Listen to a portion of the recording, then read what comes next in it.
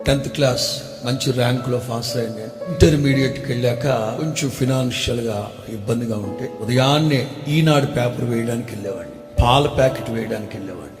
మీకు అవసరాలు ఉంటాయి, దేవుని మీద ఆధారపడండి, తల్లిదండ్రులను బాధ పెట్టమాకండి. తల్లిదండ్రులు ఎంత రెక్కలు మొక్కలు చేసుకుంటారో తెలుసా? మా నాన్న సంగతి నాకు తెలుసు. మా నాన్న ధర్మరాజు. మా నాన్న కుటుంబాన్ని ముందుకు తీసుకెళ్ళడానికి ఎంత ప్రయాసపడేవాడు. మా నాన్న ఇబ్బంది పడుతున్నాడని, మా నాన్న మీద ఆధారపడకూడదని నేనే తెల్లవారుజామున పేపర్ వేయడానికి వెళ్ళాను, పాల ప్యాకెట్ వేయడానికి వెళ్ళాను. దావీదు తల్లిదండ్రుల మీద ఆధారపడలేదు. ప్రతి చిన్నదానికి ఏదన్నా అడుగుతారు తల్లిదండ్రుల్ని, వాళ్ళు ఏదన్నా కాదన్నారు అనుకో, అడిగింది కొనిపెట్టలేడు. ఎందుకు కన్నావు మమ్మల్ని? ఇట్లా మాట్లాడితే ఎట్లా? దేవుని మీద ఆధారపడండి.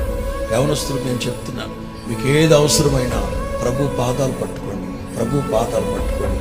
మీ ప్రతి అవసరాన్ని నా ప్రభు తీరుస్తుంది.